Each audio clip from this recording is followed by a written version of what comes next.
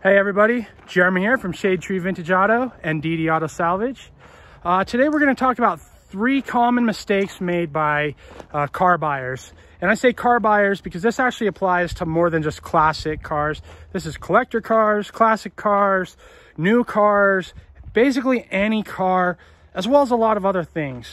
There's lots of mistakes that people make when going to purchase something that's, let's say, a big purchase. The first one we're going to talk about is getting emotional. That's number 1. And sometimes, let's say you've been saving and you've been looking for a car or whatever for a year or 2, and you've got that money and the car you think is about the perfect one comes up. And so you run out there and you buy it without really looking close, without thinking about it. You just get emotional and you buy it. I've done it. Anybody that's bought more than a couple cars in their life have done this exact thing. And it comes back to kind of bite you because you're looking over what the car actually is. And when I say what the car actually is, the condition, what it's going to take to fix things, if it's in your skill set or lifestyle or financial ability. I mean, there's so many things, especially when dealing with like collector car or classic car projects, anything like that. So you can't let yourself get emotional. I already actually made this video once and I pulled it for a couple reasons. And I just wanted to go a little more in depth. Somebody made the comment that it's always good to take a friend that is basically unbiased, that has nothing to gain or lose by whether you purchase the item or not.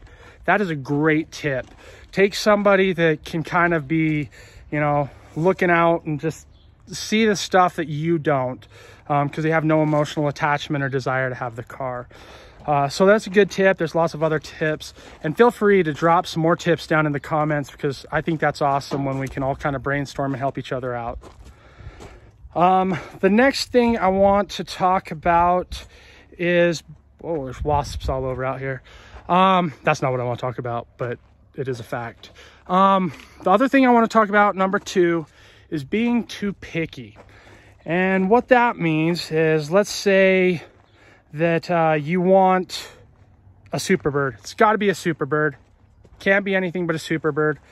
Well, you know, you could get a 70 Satellite and you could clone one and it's going to look the same. It's going to drive the same, maybe even better, because you're going to dare do modifications and make it better. And it's going to cost you a ton less. So if you can build something, clone something, then why not? You know, why does it have to have that RM23UO VIN number? I mean, it could just be a RH23GO. Nobody's going to care because it was a 318 Satellite that you built. And ultimately, in the end, you're going to actually have the car that you want.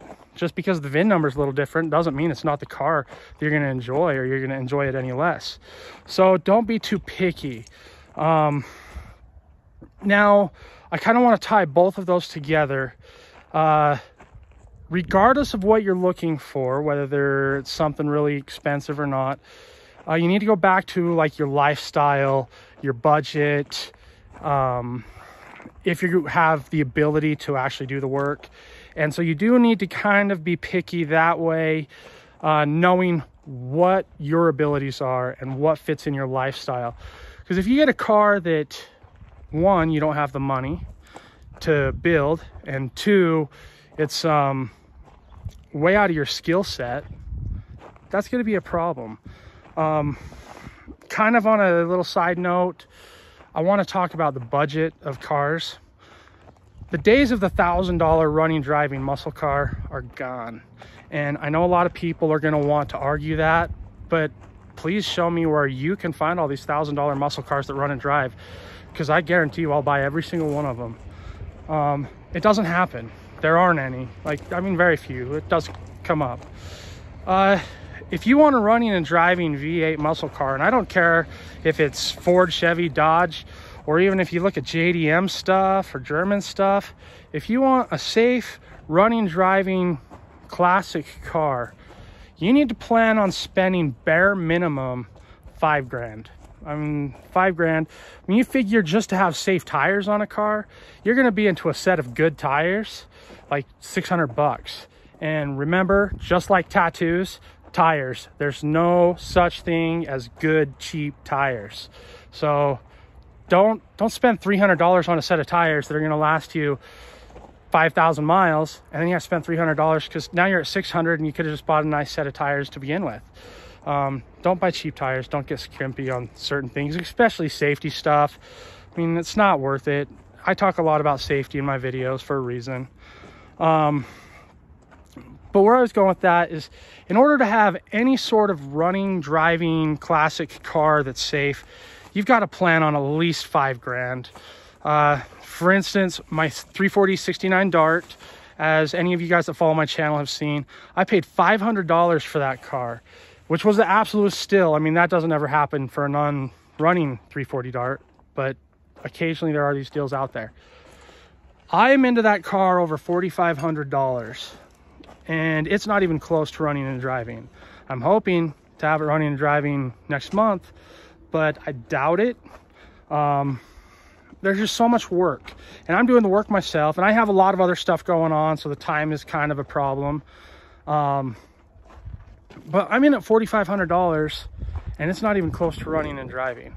So you got to take into consideration, if you can find something that's close to what you want for 5,000 bucks and you have the money, just go get it and drive it and build it, make it better. Anyway, so we've got emotional, and we've got being too picky.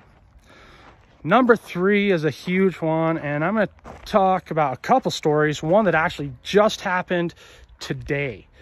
But number 3 is diligence. Do your own research, your due diligence. I'm going to break this into a couple things. One is there are always people out there to make a buck off somebody else. Scammers, okay? This just actually happened to me an hour and a half ago. Somebody tagged me in a post on Facebook of a 1971 Dodge Charger, Mr. Norm's car, that's being parted out. Well, anybody that follows my channel knows exactly what car I'm talking about. And they said, partying this car out, and had a name on it and everything. And people were asking about the parts. And it luckily had only been posted for about 2 hours. So I posted on there, you know, this is a scam. These are my photos. I know where the car is. It's being restored. It's not being parted out. And I even went as far as contacting the scammer and letting them know those are my pictures.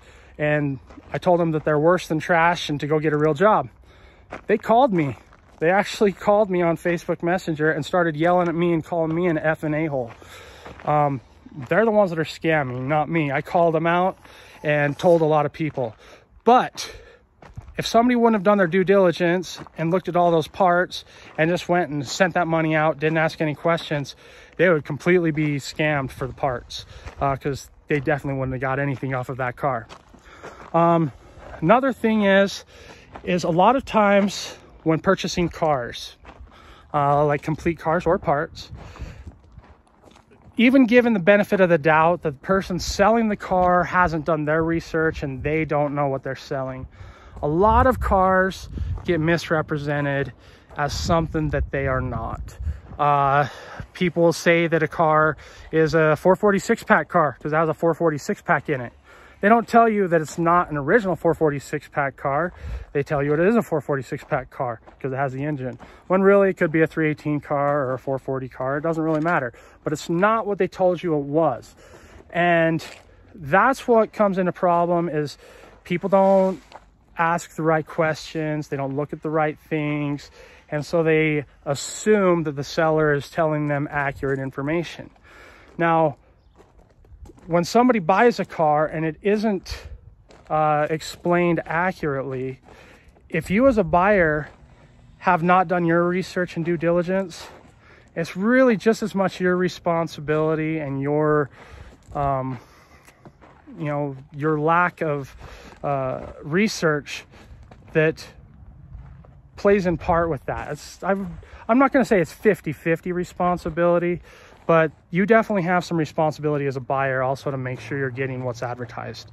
Like I said, sellers make mistakes and sometimes don't understand or know what they're selling exactly.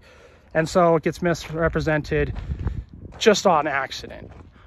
But there's a lot of people that misrepresent stuff on purpose as well, and they just leave prudent information out. They just like to take advantage is what they do, and there's a lot of people unfortunately do that. So just do your due diligence, make sure that it is what it's represented to be. It's really hard. I know a lot of stuff is distance. It's hard for you to go look at it. So a lot of people, I've seen them actually hire somebody, you know, it's on a car you're going to spend $10,000 on. It's well worth hitting up your Facebook friends, go on groups on Facebook and say, hey, there's a car I'm looking at here at this location. Is there anybody that if I gave them $100 would go and actually look at the car and make sure it is what it's represented to be? And, you know, I'll give them $100 up front just to go do that. You know what? $100 is a lot of money in some ways, but $10,000 is a really lot of money. So spending that $100 and just losing out on it is way better than getting something that it isn't what's represented. I actually just did this for a guy a couple weeks ago. I went and looked at a Roadrunner that was represented as a pretty clean car, and when I got there, the K-frame was rusted out and all sorts of stuff. Had the cash to buy the car, everything right there, and I left empty because the car was definitely not what it was represented. That gentleman paid, you know, $300 for time, fuel, and everything, but it ended up saving him $11,000. And, you know, I mean, $300 to save $11,000, it's definitely well worth it. So take that into consideration. With the Facebook community, as much as you hear bad stuff on there, there's a lot of awesome people, great people on there that will help you, and they'll be honest with you. And if you're willing to, you know, go above and beyond and help them or anything like that, it can be an awesome community. And that's one thing I absolutely love about the car community, is how willing most people are to help each other out. It's a lot of fun, and you get to meet a lot of people that way and make some great friends. Some of my best friends I've never met in person, but I've talked to them on the phone, through Messenger, through texting, and all sorts of stuff. And it's awesome, you know, these just great connections, great friends all over the country or even world. But anyway, so those are kind of the three things I just want to talk about. I think I may do a part 2 of this because there's so many other things. And you know what? I did it. I held up 3 fingers for part 2. I mean 2, not 3. Might do part 3 as well, but first part 2. Anyway, thank you all for watching. I hope that you got some good information out of this. Like I said, if you have any other information, feel free just to share it down in the comments. And be sure to hit the like button, the subscribe button. I'd really appreciate it. And also, planning already to do several swap meets next year. There's a couple things I want to do this year. Hope to meet more of you guys and gals. It's a lot of fun meeting you all and talking to you for a few minutes, and I always enjoy it. Anyway, thanks again. Have a wonderful day.